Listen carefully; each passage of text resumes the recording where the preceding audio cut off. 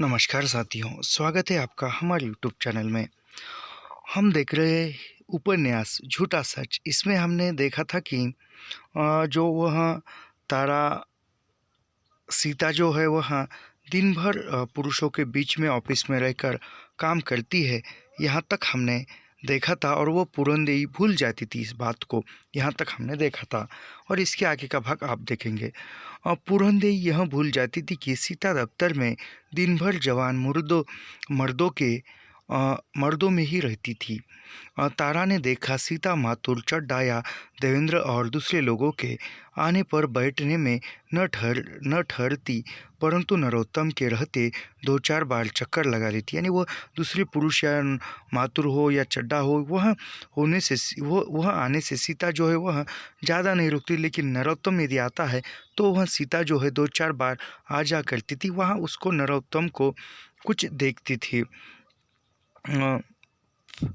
किसी किसी कारण से ठहर भी जाती, आंचल बार बार संभालती। उसे नरोत्तम भी नज़र से भी कुछ शरारत की शंका हुई। नरोत्तम से उसे ऐसी आशा नहीं थी, परंतु आंखों देखे का विश्वास कौन नहीं करती। यानी वह जो तारा जो है उसका निरीक्षण देख रही है और नरोत्तम भी उसको देखता था। नरोत्तम भी आके मिलाने का प्रयास करता था और वह आंचल संभाल के, यानी कुछ उनकी प्रेम की भाषा में वह दोनों बात कर रहे थे। वह तारा को पता चल गया, तारा के निरीक्षण में आ गया। तारा ने नरोत्तम से तुरंत बात की। नरोत्तम, क्या बात है? कोई इरादा है तो साफ बात करो। यानी फिर तारा देखती है और तारा नरोत्तम से कहती है कि क्या बात है, कोई बात है तो साफ बात करो, ऐसा कहती। दीदी तुम भी क्या बात करती हो? यानी वह नरोत्तम तारा से कहता है दीदी तुम भी क्या बात करती हो? तो फिर यह खिलवाड़ क्यों? यानी वो तारा कहती है कि तो फिर यह खिलवाड़ क्यों? क्योंकि वह आंखों से इशारे कर रहा है। तो कहती है कि वह कुछ नहीं है, तो कुछ बात नहीं है, तो वह आंखों से खिलवाड़ क्यों? कोई लड़की बार बार खिलवाड़ के लिए ललकारे तो नरोत्तम ने झेप से बचने के लिए उत्तर दिया। यानी कोई बार बार खिलवाड़ लड़की करे तो नरोत्तम ने बचने के लिए उत्तर दिया। तारा ने मन में कोंच अनुभव हुई। तारा के मन में एक चोट सी लगी। तुम्हारा खिलवाड़ उसकी तबाही बन गया तो? यानी वह तारा कहती है कि तुम्हारा खिलवाड़ उसकी तबाही, यानी वो तुम्हारी मजाक जो है उस लड़की की ज़िंदगी का मजाक बन गया तो? ऐसी बात है, मैं इतनी दूर नहीं जाता। यानी वो कहता है कि नरोत्तम कहता है कि मैं इतनी दूर नहीं जाऊंगा, तुम्हारा तो खिलवाड़ है। उसने तुम्हें सीरियस सचमुच अनुरुत्तर समझकर मन में रोग बसा लिया तो? यानी वो कहती है कि तुम्हारा तो खिलवाड़, नरोत्तम से कहती है कि तारा कि तुम्हारा तो खिलवाड़ है, यानी तुम तो ऐसे ही देख रही हो, लेकिन उसने सचमुच समझा तो और वह उसके मन में रोग यानी प्रेम, बस तुम्हारे प्रति प्रेम उत्पन्न हुआ तो? वह वह इतनी सोफिस्टिस बातों में रस लेने वाली नहीं है। यानी वह तो है ऐसी बातों में वह रस लेने वाली नहीं है। गली की सीधी सीधी लड़की है, सच बात है, वह तो बच जाने का सहारा चाहती है। यानी वो कहती है कि वह तो सीधी सादी लड़की है, वह तो सिर्फ बच जाने का सहारा चाहती है, यानी उसको भी आवश्यकता है, ऐसा वह कहती है तारा नरोत्तम से। अच्छा ऐसी बात नहीं होगी, नरोत्तम ने मान लिया। फिर नरोत्तम मानता है कि ऐसी बात नहीं होगी। नरोत्तम, वैसे भी क्या यह ठीक है? बात चल पड़ी थी तो तारा ने पूरी बात कह लेनी चाहिए। हमें तो यह अच्छा नहीं लगता क्या? यानी वो कहता है कि तारा कहती कि हमें तो यह अच्छा नहीं लगता क्या? बहुत भोरे भोरे बन रहे हो आजकल, रोज़ नई दोस्तियाँ। दो 2-3 महीने लवंग ब्यास थी, फिर देखा मीना, आप देखा देवा। यानी वो कहते हैं कि तारा जो कहती कि तुम जो नरोत्तम को तुम बहुत भोले बनते जा रहे हो, हर रोज़ नई नई दोस्तानी या दोस्त बनाते जा रहे हो। फिर लवंग, फिर व्यास्ती, और फिर रेखा, फिर मीना, और फिर आप देवा, ऐसा वह कहती है। देवा दीदी, दीदी क्या कह रही हो? वह तो डॉली की टीचर है, मिरांड में मुझसे उम्र में बड़ी है। यानी जो डॉली की जो टीचर वह तारा गई थी, उसकी जगह पर आप देवा आ गई है, और वो देवा जो है डॉली की टीचर है और वो उम्र में मुझसे बड़ी है, ऐसा वह तारा से कह रहा है। तुमने कभी उससे बात भी की है? बहुत सीरियस एकेडमिक टाइप है, यानी वो कहती है कि एकेडमिक यानी शैक्षणिक जो वातावरण होता है उसकी है वह देवा, ऐसा वह कहती है। कहता है किसी गलतफ़हमी में गुंजाइश नहीं है, यानी किसी गलतफ़हमी होने में भी गुंजाइश नहीं है। अच्छा उससे नहीं नहीं सही, परंतु दूसरी लड़कियों को आशा देकर उनसे 2-3 खिलवाड़ करके उन्हें ठुकरा देना क्या अच्छा है? तुम्हें अपनी बदनामी का भी ख़्याल नहीं है। यानी वो तारा कहती है कि लेकिन देवा से नहीं है, लेकिन अन्य लड़कियों से आशा देकर या खिलवाड़ करने के बाद फिर ठुकरा देना और खुद की बदनामी का एक ख़्याल तुम्हारे मन में नहीं आता, ऐसा तारा बता रही। दीदी मैंने कभी किसी को आशा नहीं दी, न किसी के पीछे भागता हूँ। वे कबाड़ी में पकड़ लेना चाहती है, मैं कतरा जाता हूँ। नरोत्तम मुस्कुरा दिया, मैं भोरा नहीं बन रहा हूँ, तितलियों की ही भीड़ है। नरोत्तम कहता है कि दीदी मैं किसी को आशा नहीं देना चाहता और मैं किसी को पीछे भागना भी नहीं चाहता। वो कबाड़ी में पकड़ लेना चाहती है, यानी वह जो अभी जो डॉली की जो नई टीचर है देवा, वही मुझे पकड़ लेना चाहती है और मैं कतरा जाता हूँ। नरोत्तम मुस्कुरा के बोल रहा है कि मैं भौरा बन रहा हूँ और तितलियाँ की भी, यानी भौरे के आसपास जो तितलियाँ घूमती है फूल के आसपास, वैसे वह कहती है, यानी वह बहुत सी लड़कियों नरोत्तम के आसपास है, पीछे है, ऐसा वह कहता है। नॉनसेंस, तारा के माथे पर त्योरी पड़ गई। नरोत्तम की भलाई के लिए वह उसे डांट भी सकती थी, अपने आप को क्या समझने लगे हो। यानी वह तारा कहती कि नॉनसेंस, और वो नरोत्तम के भलाई के लिए वह तारा उसको डांट भी सकती थी, क्योंकि तारा को नरोत्तम बहन मानता था और वह उसकी भलाई के लिए डांटती और कहती कि अपने आप को क्या समझते हो। बिल्कुल ठीक ठीक किसी भ्रम में नहीं हूँ, इसलिए फुसलाने में नहीं आता हूँ। वे जोक की तरह पलने के लिए मोटा पशु चाहती है, मैं ऐसा पशु नहीं बन जाना चाहता हूँ। यानी वो जो टीचर है नई आई हुई देवा, वह जो है एक शिकार चाहती है और मैं तो शिकारी नहीं हूँ, ऐसा वो कहता है। तुम्हारे मन में अहंकार बैठ गया है कि लड़कियाँ तुम पर मरती है और तुम उनसे खेल सकते हो। यानी वह तारा कहती कि नरोत्तम को तुम्हारे मन में एक भ्रम है कि लड़कियां तुम पर मरती है और तुम उसके साथ खेलते हो, ऐसा। यह कोई अच्छी बात है? कोई नहीं मरती, केवल वे खेलती है। नरोत्तम कुर्सी पर आगे सरक आया, वही बाजी लगाती है, बाजी में जोखिम से भी नहीं डरती। मैं बाजी पर नहीं खेलता, केवल टाल देता हूँ। यानी नरोत्तम कहता है कि नहीं नहीं मरती, केवल खेलती है। यानी लड़कियां भी नहीं मरती, वह भी केवल खेलती है, यानी टाइम पास करती है, कहने का मतलब। और नरोत्तम आगे कुर्सी पर बैठकर कहता है कि वही बाजी चाहती है, यानी लड़कियां ही बाजी चाहती है और बाजी में जोखिम होती है, यानी बाजी में खतरा होता है और मैं बाजी नहीं खेलता, केवल टाल देता हूँ। यानी वह जो खेल है वह मैं टाल देता हूँ। यह अहंकार नहीं तो क्या है? तारा को उसकी बात अच्छी नहीं लगी। नरोत्तम बहुत गंभीर हो गया।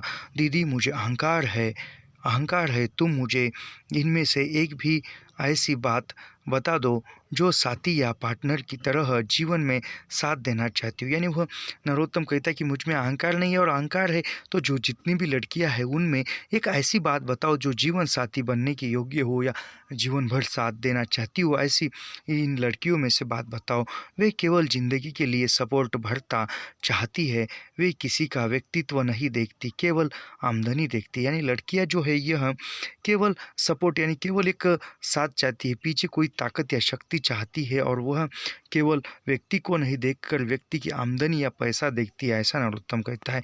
अच्छी आमदनी वालों के लिए इनमें कितनी होड़ है, एडवांटेज और प्रेम एक बात नहीं है। यानी वह कहती है कि जो पैसे वाला है, जो धन दौलत वाला है, उसके पीछे कितनी लड़कियों की भीड़ है और यह एक प्रेम की बात नहीं है। इनमें से एक ही बता दो जो जीवन के संघर्ष का सामना करना चाहती हो। यानी इन सभी लड़कियों में से एक लड़की ऐसी मुझे दिखा दो जो जीवन भर मेरे साथ रहकर संघर्ष कर सके, ऐसी लड़की बता दो। मान लो कल मैं भी चड्डा की तरह हो जाऊँ है इनमें से कोई जो मर्सी की तरह मेरा साथ देगी। यानी जिस प्रकार चड्डा बहुत दिन चला गया था और फिर वह मर्सी उसकी राह देख रही थी, और वो कहता है कि जिस प्रकार मैं मर्सी चड्डा की तरह गायब हो गया और कुछ दिनों के लिए गया, और वह मर्सी की तरह कोई लड़की मेरा इंतज़ार कर सकती है क्या? मेरा साथ दे देगी क्या, ऐसा वो पूछता है। लोग डॉक्टर श्यामा को बदनाम करते हैं, लेकिन मैं समझता हूँ उस लेडी में नैतिक बल है। यानी वो डॉक्टर श्यामा को लोग बदनाम करते हैं, लेकिन नरोत्तम कहता है कि मैं समझता हूँ कि डॉक्टर श्यामा में नैतिक बल है। वह एडवांटेज के लिए छल नहीं करती, यानी वो एडवांटेज के लिए छल नहीं करती। तारा ने गहरा सांस लिया और मुट्ठी भर होठी टिकाकर मौन रह गई। यह लड़का भी अपने ढंग से त्रस्त है, यानी वो तारा ही कहती कि यह तो अपने अपने खुद में व्यस्त है। तारा ने मन ही मन सोचा, ठीक ही है कि माँ बाप लड़कियों को संकट समझते हैं।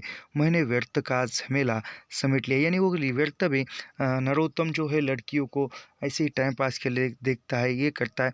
तो यह तारा के मन में भ्रम था और तारा के मन का भ्रम बात करने से दूर हो गया था। मेहता की लड़की के नामकरण के प्राय 2 मास बाद मेहता की पत्नी सरोज ने तारा के यहाँ आकर कुछ संकोच से बात की थी, यानी वो मेहता की लड़की का नामकरण हो गया था और उसके 2 महीने बाद जो मेहता जो था उसकी पत्नी तारा के पास आकर कुछ संकोच में बात की थी। मेहता के छोटे मामा की ओकाड़ में बाबाजी की खूब बड़ी दुकान थी। दिल्ली आए तो बजाजी जमाने लायक पूंजी नहीं थी। उन्होंने टीन की अनगिनती बाटलियों बक्सों की छोटी सी दुकान लगा ली थी, यानी वह जो मेहता के जो छोटे मामा थे वह जब दिल्ली आई थे और तो तब वह उसके पास खींचातानी थी और वह बजाजी की दुकानदारी करते थे और दिल्ली आने पर ही छोटा से उसने टीनों का दुकान प्रारंभ किया था। बाद में डिबिया बनवाने लगे, फिर एक मशीन ले आए, यानी बाद में डिबिया बनाए मशीन ले आए। अब 1000-1200 महीने की आमदनी का जुगाड़ हो गया, यानी वो ऐसे करते करते उनका जो व्यापार है वह बढ़ गया। लड़के ने बीए पास किया था, पर 150 की नौकरी में उसका क्या बनता, यानी लड़के ने भी बीए तक पढ़ाई की थी और वह 150 रुपये में क्या बनता था, यह छोड़कर वह नौकरी नहीं की। वही कारोबार को संभाले था। नामकरण के अवसर पर मेहता की मामी भी आई थी, नामकरण के अवसर पर मेहता की मामी आई थी। सीता उसे पसंद आ गई थी, यानी सीता जो है वह मेहता के मामी को पसंद आई थी। सीता ब्राह्मणी थी, यह जानकर मामी ने सरोज से तारा के सामने बात रखने का अनुरोध किया था। यानी सीता जो है एक ब्राह्मणी थी, यानी ब्राह्मण समाज की थी। तो यह जानकर मेहता की मामी ने तारा के सामने बात करने का अनुरोध किया था। सरोज ने बताया, मामा को दाज दहेज की विशेष चिंता नहीं थी। लड़की ढंग की, हाथ पैर की दुरुस्त होनी चाहिए, यानी वह उसके मामा को मेहता के मामा को कोई दान दहेज की कोई विशेष चिंता नहीं है, लेकिन लड़की अच्छी होनी चाहिए, यही उसको चाहिए। सरोज ने साफ साफ कह दिया कि लड़का 27-28 का था, एक तरह कुंवारा ही था, यानी वो लड़का जो 27-28 उम्र का था लेकिन कुंवारा था। बंटवारे से बरस भर पहले उसका विवाह हुआ था। बहू पहले आपे जापे प्रसव में मायके में थी। उन लोगों का पूरा परिवार कत्ल हो गया, यानी जो उस लड़की की शादी हो गई थी और वह जो पहली बार प्रेग्नेंट थी और वो डिलीवर के लिए गई और फिर मायके जाने के बाद पूरा परिवार कत्ल हो गया, यानी पूरे लोग मारे गए विभाजन के तौर पर। तारा ने सरोज का प्रस्ताव पूरनदेवी को बता दिया, यानी तारा ने सुन लिया और पूरनदेवी को बताया। पूरनदेवी बहुत उत्साहित हुई, परंतु एकदम हाँ कर देना उचित नहीं था, यानी पूरनदेवी उत्साहित हुई, यानी एकदम वो रिश्ते के लिए हाँ करना पूरनदेवी उचित नहीं समझती थी। होठों पर हाथ रख कर बोली, लड़के का एक बार ब्याह तो हो चुका है, कुंवारा क्या हुआ। यानी वह कहती है कि लड़के का तो एक बार ब्याह हो चुका है, विवाह हो चुका है, तो वो कुंवारा कैसा। तारा चुप रह गई, कह भी क्या सकती थी। उसने सरोज को कुछ उत्तर नहीं दिया, यानी तारा एकदम चुप रह गई और कुछ नहीं कही और उसने सरोज को भी कुछ नहीं कहा। मेहता रविवार के दिन गुड्डी को लेकर अपनी योग्य सेवा पूछने के लिए आता ही था, यानी मेहता जो थे हमेशा की तरह छुट्टी के दिन तारा के यहाँ आता ही था बात करने या पूछताछ करने के लिए। उसने कोई उत्तर न पाने से इस प्रसंग की चर्चा उचित न से, यानी उसने कोई उत्तर न मिला तो मेहता ने भी कुछ चर्चा करना उचित नहीं समझा। तारा ने उस विषय में फिर कुछ नहीं कहा तो पूरनदेवी ने मेहता के लौट जाने के बाद तारा के कान के पास मुंह जाकर पूछा, यानी तारा फिर मेहता जाने के बाद पूरनदेवी भी तारा से चुप में कहती है, इन लोगों ने फिर उस लड़के के बारे में कुछ नहीं कहा, यानी वह तक पूरनदेवी कहती कि इन लोगों ने उस लड़के के बारे में फिर कुछ नहीं कहा। तारा ने विस्मय प्रकट किया। बुआ, तुम्ही ने तो कहा था लड़का कुंवारा क्या होगा। उन्हें जवाब नहीं मिला तो चुप रह गए। यानी वह कहती है कि तारा कहती है कि पूरनदेवी की बुआ, तुमने ही कहा था लड़का जो कुंवारा क्या हुआ, यानी उसकी जो पहली शादी हुई है। तो उन्हें जवाब नहीं मिला तो उन्होंने भी कुछ नहीं कहा। हाय मैं मर गई। मैंने यह थोड़े ही कहा था, मैंने तो कहा था तू ही सोचकर बात कर ले। यानी वह पूरनदेवी का कहना था कि तारा को ही तू ही सोचकर बात कर ले। अब मेहता आएगा तो कह दूंगी सरोज को भेज दे, तुम उससे खुद बात कर लेना। यानी वो कहती है कि जब भी मेहता आएगा तो मैं कह दूंगी कि सरोज को भेज दे और तुम पूरनदेवी को कहती कि तुम खुद बात कर लेना। बेटी, मैं अनपढ़ मूर्ख क्या बात करूंगी। पूरनदेवी ने अपनी अंकिंचितता प्रकट की। यानी पूरनदेवी अपनी चिंता प्रकट करती हुई कहती है कि मैं अनपढ़ कैसी बात कर सकती हूँ, क्या बात करूँगी। सब तेरे ही सहारे है, तू ही ठीक समझती है। यह पुण्य तो तेरे ही हाथों होना है। यानी पूरनदेवी कहती है कि अब सब कुछ तेरे ही सहारे है, तेरे ही भरोसे है, तू सब कुछ समझती है। यह जो पुण्य का काम यानी सीता का जो विवाह है वह करना तेरा ही काम है, तेरे ही हाथों यह पुण्य का काम होना है, अच्छा काम होना है, ऐसा वे कहती है। तू यह काम करा दे तो मैं गंगा नहा लूँ। मुझे क्या कहना है, तू उसकी बड़ी बहन है, तू उसी का भाई है। मैंने तो यूँ ही कहा था, तू सोच, जब बाल बच्चे नहीं है तो कुंवारा ही हुआ। मर्दों का क्या, मर्द और घोड़ा नहीं लिया सुतरा हो गया। यानी वो कहती है कि तू ही उसकी भाई है, तू भी उसकी बहन है, जो भी करना है तू ही कर, अच्छा बुरा तू ही सोच और तू ही उसका विवाह करे। उसका विवाह हो जाने के बाद मैं तो गंगा स्नान करूँ, यानी मेरे पीछे की जो भी समस्या है वह तो चली जाएगी। ऐसा वे तारा को पूरनदेवी कहती है और कहती है कि तू भी सोच, यानी तू ही सोच, उस लड़की को पहले बाल बच्चे नहीं है तो वह तो कुंवारा हुआ। और मर्दों का क्या है, मर्द और घोड़ा नहा लिया सुतरा हो गया। यानी मर्द और घोड़ा यदि जब वो स्नान करते तो सुथरा हो जाया, साफ हो गया, ऐसा वे कहते हैं। सीता से ही क्यों नहीं पूछ लेती, मैं पूछ लूँ उसका क्या ख्याल है। यानी वो कहती कि सीता से क्यों नहीं पूछ लेती, उसका क्या ख्याल है। हाय, लड़कियों से ऐसी बातें की जाती है। पूरनदेवी ने विस्मय प्रकट किया। यानी लड़कियों से ऐसी बातें पूछी जाती है तो वो उसमें विस्मय प्रकट किया। उस बेचारी को समझ ही क्या है, तेरी और बात है, तू बड़ी समझदार दाना ठहरी। तू उन लोगों को कह कर लड़के को देख ले। यानी वो कहती है कि तू जो है होशियार है, दाना ठहरी, यानी तू जो है होशियार है, चालाक है, चतुर है, तू ही उस लड़के को मिलकर बात कर ले, ऐसा वह कहती है। तू कहेगी तो मैं चली लूँगी, पर अभी किसी से बात न करना। तू जानती है लोग किसी का भला होता नहीं देख सकते। यानी पूरनदेवी कहती कि अभी इसके बारे में किसी से चर्चा मत करना, क्योंकि लोगों को पता चलेगा और अभी जो लोग हैं किसी का भला नहीं होने देते, यानी किसी का अच्छा नहीं होने देते। पूरनदेवी जानती थी कि गुरादेई भी अपनी छोटी बेटी के लिए वर की खोज में परेशान थी। यानी पूरनदेवी जानती थी कि उसके पड़ोसी गुरादेई है, वह भी अपनी बेटी के लिए वर ढूंढ रही थी या पति ढूंढ रही थी। तारा चुप रह गई। सोचा, दाना तो क्या हूँ, पर अब पुरखियों के काम ज़रूर कर रही हूँ। यानी वह तारा खुद विचार करती है और कहती है कि मैं दाना तो क्या हूँ। यानी यानी एक व्यंग्यात्मक शब्द है कि दाना, यानी वो कहती है कि दाना यानी चतुर चंचल, ऐसे इस प्रकार वह शब्द प्रयोग किया जाता है। तो वह दाना तो नहीं हूँ, लेकिन मैं आप पुरखियों का काम कर रही हूँ। सरोज आई तो पूरनदेवी ने घुमा फिरा कर कहा, अमृतसर में मेरा जेठ है, अजनाला में भाई भाभी है, उनसे भी पूछ लूँ। यानी वो सरोज आई तो पूरनदेवी कहती है कि मेरे जेठ और मेरी भाभी से पूछ कर देख लूँ। यह फैसले ऐसे थोड़े ही हो जाते हैं, तुम्हारे देहाती शहरों की रीति रिवाज मालूम नहीं। यानी वो कहती कि यह जो शादी विवाह के जो फैसले यह थोड़े ही ऐसे हो जाते हैं और तुम्हारे शहर का तो मालूम नहीं है, हमारे जो रीति रिवाज है वह करने पड़ते हैं। लाहौर और अमृतसर में ऐसी बातें हाँ ना में तो नहीं हो सकती। यानी लाहौर और अमृतसर में ऐसी विवाह से ऐसी बातें हाँ और ना कहने से नहीं हो सकती। इसके लिए कुछ रीति रिवाज होते हैं, यानी बहुत सोच समझकर बातें कर विवाह हो जाता है। हर बात का एक ढंग होता था। लड़के वालों के घर से स्त्रियाँ लड़की के घर चाकरी के लिए 6-6 महीने जाती थी। यानी वो कहती है कि पहले ज़माने में हर बात का एक ढंग होता है, रीति रिवाज होता है, परंपरा होती है। लड़के वालों के घर से स्त्रियाँ लड़की के घर चाकरी के लिए छेछे यानी लड़की कैसी है देखने के लिए लड़की के यहाँ जाकर रहती थी। सरोज और मेहता की भाभी 4-5 बार पूरनदेई के पास बैठकर बात कर गई। यानी सरोज और मेहता की भाभी जो है वह 4-5 बार आकर पूरनदेई से के पास बैठकर बातें कर गई। बात एक तरह से तय ही थी, लेकिन वे लोग लड़के को लड़की दिखाना देना चाहते थे। यानी बात सब कुछ ठीक थी। यानी वह मेहता जो है वो लोग लड़के को एक बार लड़की दिखाना चाहते थे। पूरनदेई कैसे इनकार करती, यह तो लाहौर अमृतसर में भी होने लगा था।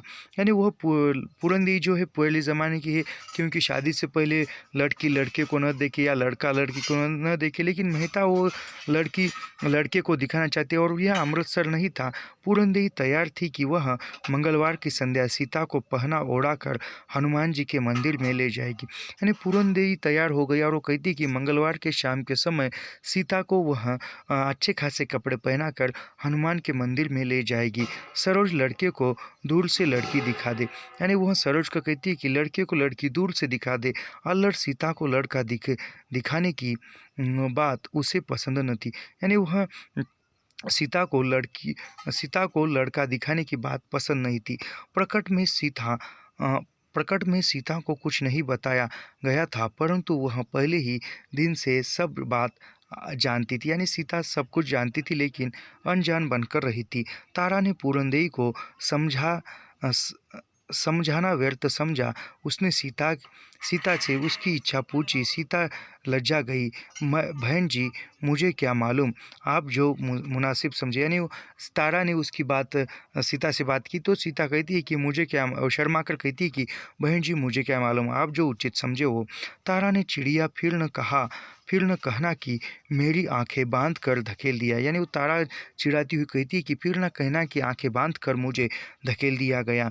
मुझे नहीं मालूम, कोई कह रहा था रंग काला है, चेचक के दाग है, एक आँख में ज़रा फर्क है। यानी वह सीता कहती कि मुझे नहीं मालूम, वो कोई कह रहे थे कि लड़का जो है काला है, चेचक के जो दाग है उसके चेहरे पर, और आँख में ज़रा फर्क है। यानी थोड़ा ये आँख में भी फर्क है।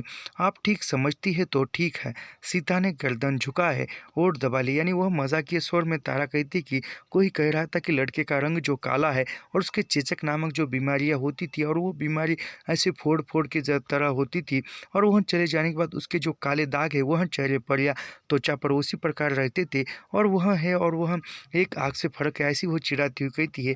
और फिर सीता जो है वह भी कहती है गर्दन झुकाए, आप जो सच समझती हो या ठीक समझती हो वैसा। हनुमान के मंदिर की राह में उसने भी देख लिया था कि सरोज साथ उसे देखने आने वाला कैसा था। यानी वह हनुमान के मंदिर में देखने लड़का सीता को आने वाला है, और वो कैसा था उसने भी देखा था। तू लड़के को देखना नहीं चाहती, मुझे शर्म आती है तो रहने दे।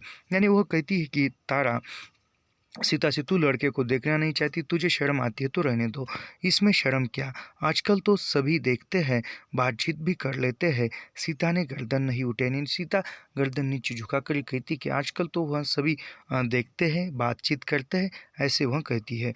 मर चुड़ैल, अभी कहती थी मैं क्या जानूँ, अब कहती है बात भी करा दो। यानी वह तारा सीता से कहती कि अभी कहती थी कि मैं क्या जानूँ, और अभी कहती कि बात करना ठीक है, अभी कहती कि बात करो। तो सीता ने आंचल मुंह में ले लिया, और सीता ने शर्म के मारे आंचल जो है मुंह में ले लिया। खुशीराम मेहता के मामा पंडित ब्लाकी राम लड़के के विवाह में देर नहीं करना चाहते थे। यानी जो खुशीराम मेहता के जो मामा थे वह पंडित जो है वह लड़के के विवाह में देर नहीं करना चाहते थे। मेहता और सरोज ने आकर तारा के सामने पूरनदेई को विश्वास दिलाया। यानी मेहता और सरोज में आकर तारा के सामने बात की, विश्वास दिलाया। हम लोग तो लड़के वाले भी हैं, लड़की वाले भी हैं। यानी वो मेहता कहते कि हम लोग जो है लड़के वाले भी हैं और लड़की वाले भी हैं, कुछ आडंबर थोड़े ही करना है, हम भी तो घर बार से उजड़े पुजड़े किसी तरह घर बसाने का जतन कर रहे हैं। यानी मेहता वो कहते कि हम भी तो आपकी तरह ही है, घरदार वो छोड़कर आए हैं और अभी घर गृहस्थी में जुड़े हैं और घर बसाने का प्रयत्न कर रहे हैं। किसी तरह यह पुण्य कार्य हो जाए, आप फिक्र परेशानी का ख्याल न करें। यानी वो पूरनदेई से करते हैं कि किसी प्रकार यह जो मंगलकारी अच्छा कार्य हो जाए, आप फिक्र न करें, हम लोग खुद खुद आकर सब करा देंगे। यानी वो मेहता कहती कि सब हम जो लोग हैं सब आकर कर देंगे। पूरनदेही ने अमृतसर में अपने जेठ को पत्र लिखवा दिया था। वे लोग 16 बरस पहले संबंध तोड़ चुके थे। यानी वह पूरनदेही जो है वह अमृतसर में अपने जेठ से पत्र पत्र भेज दिया था, और वह जेठ और पूरनदेही का 16 वर्ष पहले ही उन्होंने रिश्ता तोड़ा था, छोड़ दिया था। अब लड़की के विवाह का खर्च सिर पर लेने के लिए क्या आते, यानी अब जो लड़की का विवाह है और उसका खर्च लेने के लिए वह क्यों आते, खर्चा करने के लिए। आज आजनाला से पूरनदेही के भाई भाजी और जगरावा से उसकी बहन आ गए थे। यानी वह आजनाला गांव से पूरनदेही की भाई भाई भाभी और उसके जो भी वह बहन है वह आ गए थे। तारा को इस विवाह में क्या उत्साह होता होता 4-5 दिन के लिए घर में भीड़ की परेशानी और 600-700 का खर्चा सिर पर आ पड़ा था। यानी तारा सब कुछ जो है वहाँ पर तारा ही करने वाली थी, तो वह तारा के 4-5 दिन के लिए घर में भीड़ भी होगी, और फिर घर में भीड़ होने के कारण फिर 600-700 रुपये खर्चा भी होगा। कर्तव्य समझकर निर्बाह रही थी। उसकी ओर से सुझाव और प्रबंध का उत्तरदायित्व माथुर ने संभाल लिया था।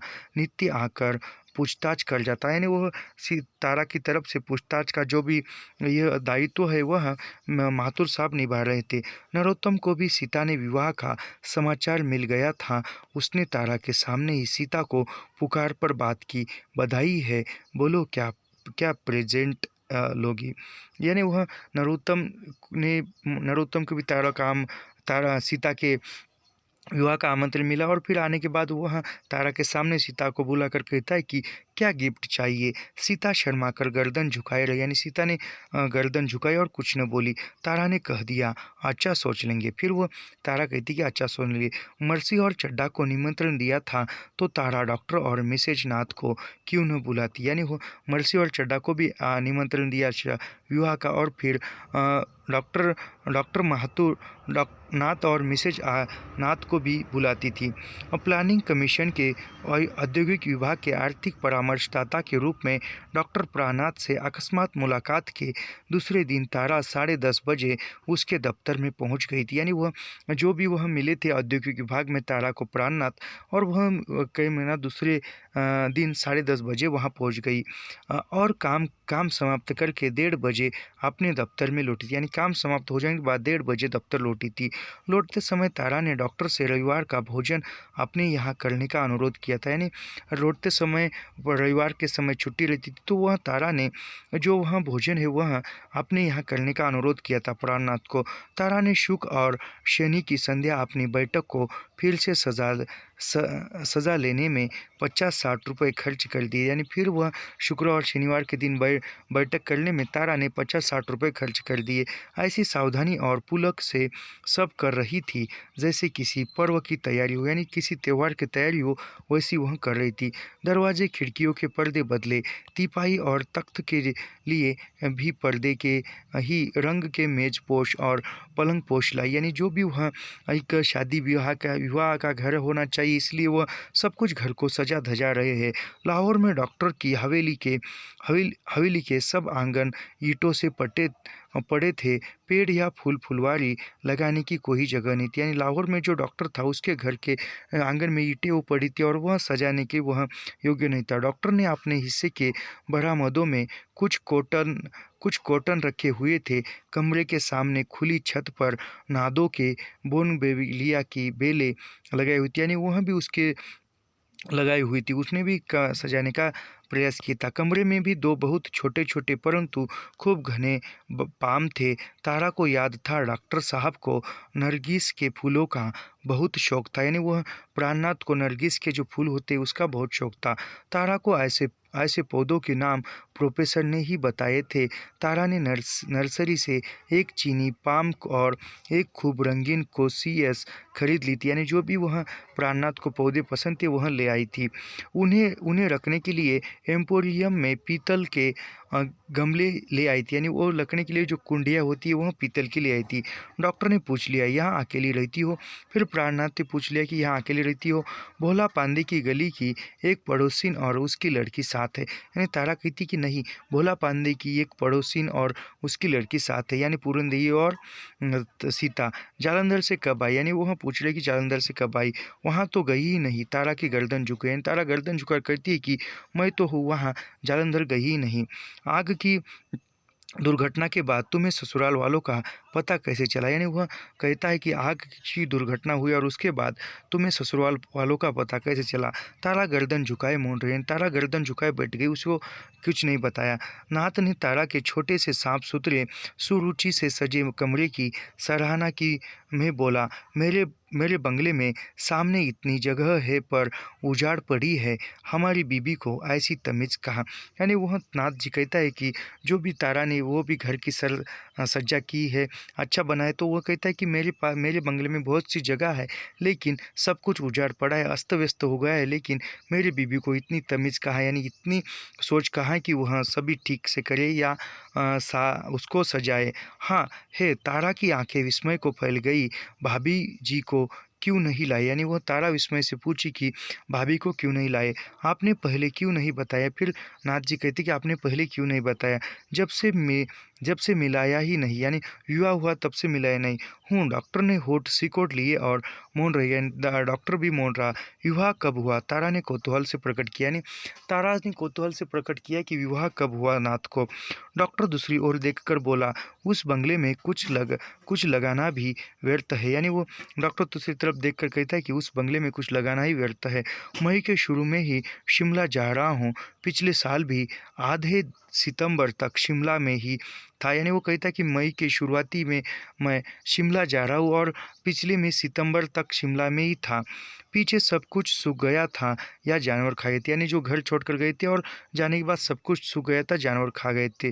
रविवार को मैं भाभी जी से मिलने के लिए आऊँगी, यानी तारा कहती कि रविवार को मैं भाभी से मिलने के लिए आऊँगी, यहाँ ही भेज दूँगी। यानी वो कहती कि यहाँ ही भेज दूँगी। यह कैसे हो सकता है? क्यों? यानी वह यह कैसे हो सकता है?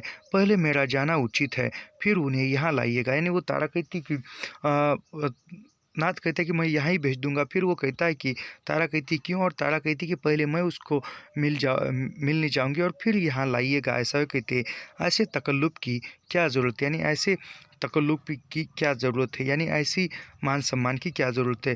तारा मोहन रह गई, बड़े आदमी हैं, इन्हें पसंद नहीं तो समझेंगे बहुत मुँह लग रही। यानी तारा समझ रही कि बड़े आदमी हैं, ऐसी बोलती जाऊँगी तो वह समझ लेंगे कि बहुत बोल रही है या बहुत मुँह चला रही है। उसने फिर प्रसंग नहीं उठाया। तारा ने फिर प्रसंग नहीं उठाया। प्राणनाथ ने। डॉक्टर बहुत आत्मीयता से बातें करता रहा। बताया, सोनवा में सन 1948 में उसके पिता देवीलाल जी की मृत्यु हो गई थी। यानी वह कहते हैं कि सोनवा में 1948 में उसके पिता देवीलाल जी की मृत्यु हो गई थी।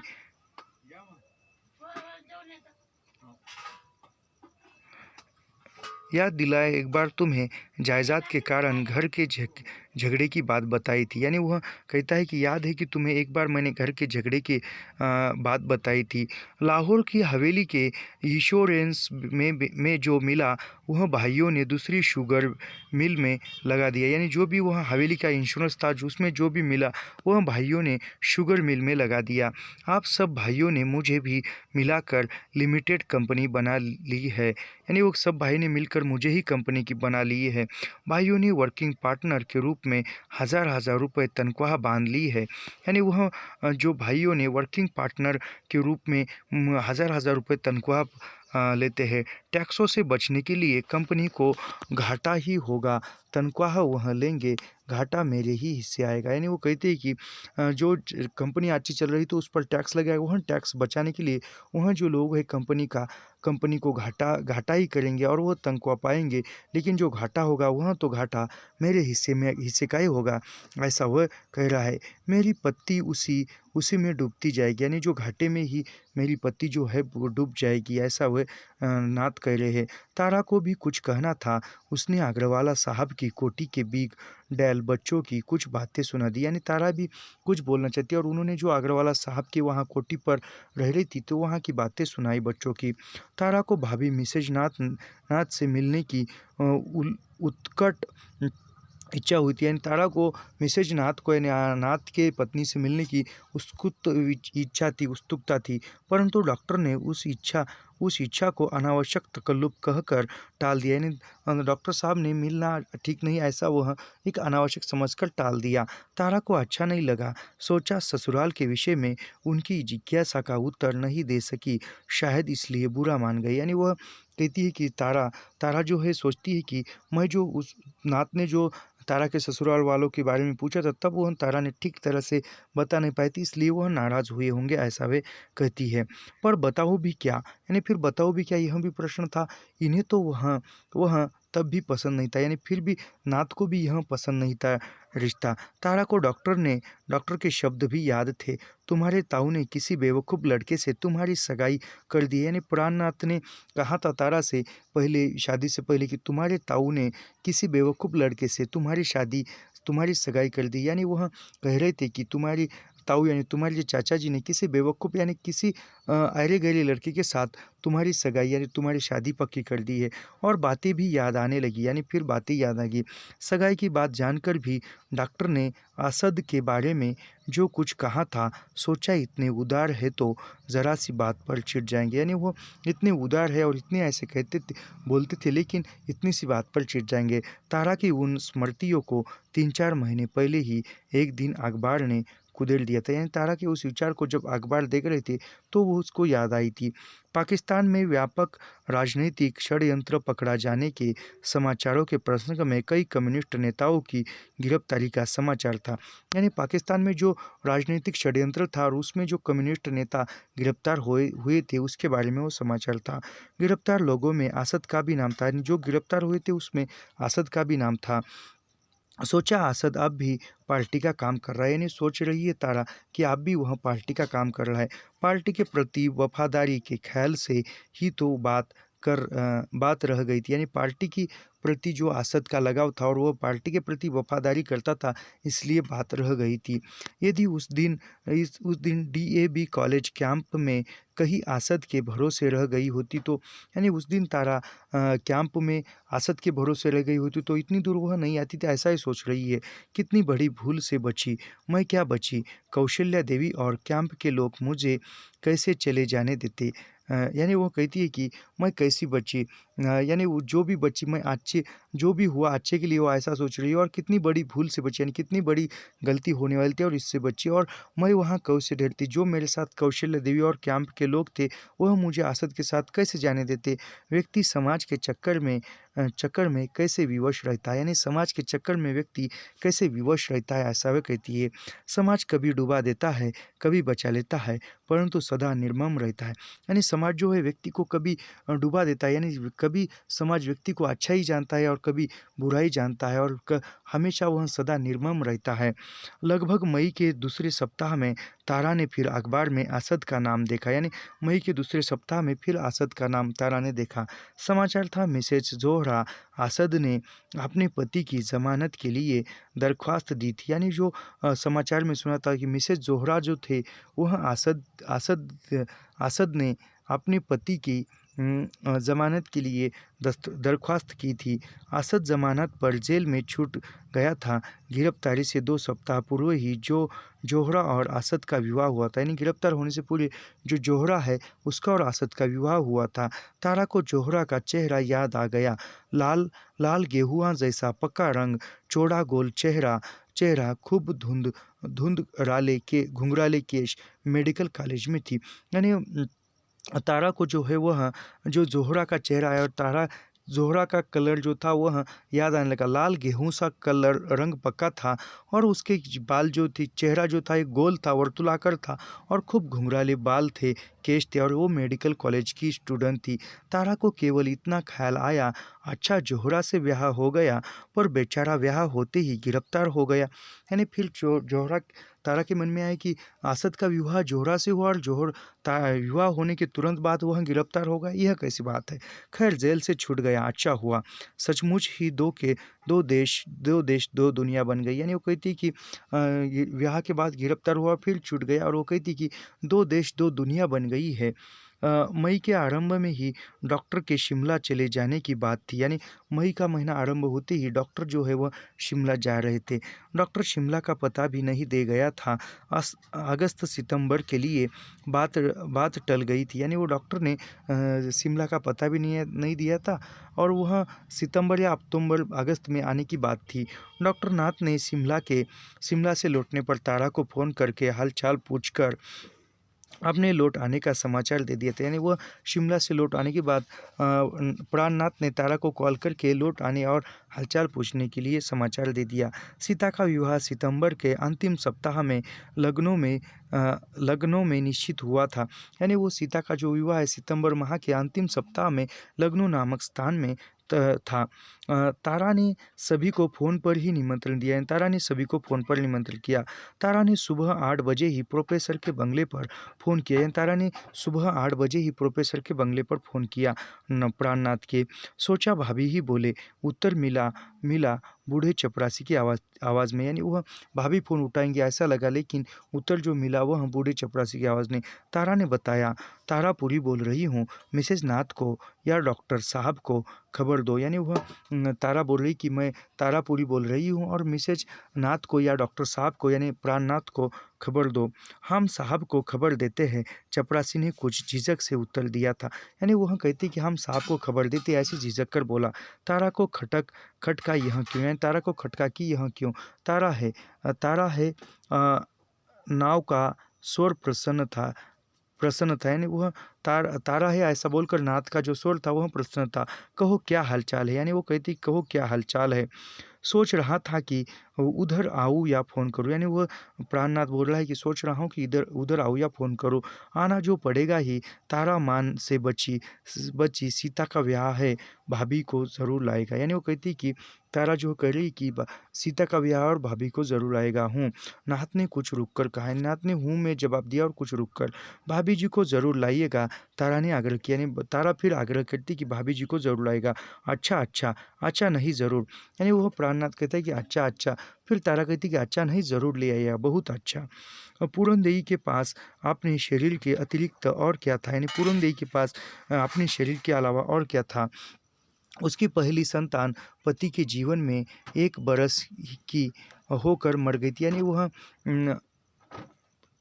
वह पूरनदेवी की जो पहली संतान थी वह होने की यानी पहला बच्चा जो था पति था तब 1 साल की होकर मर गई था उसका बच्चा। 21 बरस की आयु में विधवा हो गई थी, तो सीता गोद में थी। यानी वो 21 वर्ष की उम्र जब पूरनदेवी की थी तब वह विधवा हो चुकी थी, उसका पति मर गया था और वह उसके गोद में सीता थी, यानी सीता ही बची थी। पूरनदेवी ने जेठ के घर में निर्वाह असंभव देखा तो 3 बरस की सीता को लेकर लाहौर में मामा के यहाँ चली आई थी। यानी वह जेठ के यहाँ रहकर निर्वाह होना, जीवन जीना असंभव लग रहा था पूरनदेवी से, इसलिए वह 3 बरस की सीता को लेकर मामा के यहाँ लाहौर में आकर रहने लगी थी। मामा ने भी उसे 2 बरस से अधिक नहीं झेला। यानी उसके मामा ने उसको 2 महीने से 2 वर्ष तक झेला, 2 वर्ष तक संभाला। वह 15 रुपये महीना तनख्वाह पर स्कूल में बुलावी का काम करने लगी। यानी वह 15 रुपये महीने से वह स्कूल में काम करने लगी थी। बहन जी हेडमास्टर ने के घर का भी थोड़ा बहुत काम करना पड़ता था। यानी वो पूरनदेवी से हेडमास्टर के घर का और स्कूल का भी काम करना पड़ता था। स्कूल कमेटी दया कर कभी कभी उसका वेतन 8 आने रुपया बढ़ा देती थी। यानी कभी कभी जो स्कूल कमेटी है वह पूरनदेवी का काम देखकर या दया करके कुछ 8 आने उसका वेतन देती थी। 25-26 बरस की पूरी जवान अच्छी खूबसूरत ज़रूरत से परेशान पूरनदेवी को फुसलाना चाहने वालों और ईर्ष्या से उसे व्यर्थ बदनाम करने वालों की क्या कमी थी। यानी वह पूरनदेवी जो थी एक 22 वर्ष की उम्र में विधवा हो गई और जो अन्य जो लोग थे 25-26 की उम्र में एक जवान ही थी, तब वह अन्य लोग तो उसको बदनाम कर रहे थे और वो ईर्ष्या करने वाले और बदनाम करने वाले, नाम रखने वाले समाज में बहुत थे। इस तरह निर्वाह करके भी उसने सीता को 10वीं श्रेणी तक पहुंचा दिया था, यानी फिर वह निर्वाह करते करते उसने सीता को 10वीं तक पढ़ाया था। तब पाकिस्तान बन गया और लाहौर से उसे भागना पड़ा, और फिर भारत पाकिस्तान विभाजन हुआ और उसे लाहौर से भागना पड़ा। दारिद्र्य में भी पूरनदेई के संस्कार तो मध्यवित्त श्रेणी के ही थे, यानी दारिद्र्य हुआ लेकिन जो संस्कार थे वह उच्च श्रेणी के ही थे, अच्छे थे। बेटी का विवाह था, जेठ से कुछ सहायता न मिली, यानी बेटी का विवाह था सीता का, तो जेठ से कुछ सहायता न मिली। उसने अपने टीन के बक्से में से ढूंढ ढूंढ कर थोड़ा थोड़ा रुपया निकालना शुरू किए, यानी वो जो टीन का बक्सा था उस बक्से में से पूरनदेई ने कुछ ढूंढ ढूंढ कर उस बक्से में से रुपए निकालना शुरू किया। 650 रुपया निकल चुकी थी, यानी उस बक्से से उसने 650 रुपये निकले, यानी उस ज़माने में 650 रुपये बहुत कुछ था, इस ज़माने में नहीं थे। 25 बरस से कलाइयों पर सोने की दो चूड़ियाँ पहनी थी, यानी 25 वर्ष से उसने हाथ में जो सोने की जो चूड़ियाँ थी, कंगन थे, चूड़ियाँ घिस कर तारा की तरह पतली हो गई थी, यानी चूड़ियाँ जो काम करते करते घिस गई थी और पतली हो गई थी। पूरनदेई ने वह चूड़ियाँ भी बेच दी थी, पर फिर भी पूरा नहीं पड़ रहा था, यानी पूरनदेई ने वह चूड़ियाँ भी बेची थी, फिर भी जो भी खर्चा है, पैसा है, पूरा नहीं हो रहे थे। आंसू आ जाते थे। तारा तारा के सामने हाथ जोड़कर बोली, यानी तारा, वह पूरे पैसे नहीं हुए और फिर तारा के सामने हाथ जोड़कर बोली, बेटी, कफन के लिए भी कुछ नहीं रखा है, अब बहन का कारज विवाह देना तेरे ही हाथ है, यानी वो कहती कि कफन के लिए भी कुछ नहीं बचा, यानी मेरे पास जो भी था वह मैंने दिया है, और वह जो भी अब विवाह है वह तेरे हाथ में है, सब तेरा ही पुण्य है, ऐसा वह कहती है। पड़ोस की पुरखिन ताई भी सब प्रबंध पर नज़र रख रही थी, यानी जो पड़ोस की जो थी पुरखिन थी वह भी सभी प्रबंध पर नज़र रख रही थी। उसने पूरनदेई की अवस्था और तारा का संबंध छिपा नहीं रहा था, यानी पूरनदेई और तारा के बीच में क्या संबंध है वह उसको पता था। तारा के लिए ताई की ममता और भी अधिक उमड़ आई, यानी तारा के लिए जो ताई थी पड़ोस की, उसकी ममता, उसका स्नेह अधिक उमड़ आया। ताई के आदेश से तारा ने अपने लिए भी 4 तोले सोने की 4 चूड़ियाँ बनवाई, यानी ताई के आदेश से तारा ने भी अपने लिए एक 4 तोले की सोने की चूड़ियाँ बनवा ली थी। यानी आज की वीडियो में इतना ही, मिलते हैं अगली वीडियो में, धन्यवाद।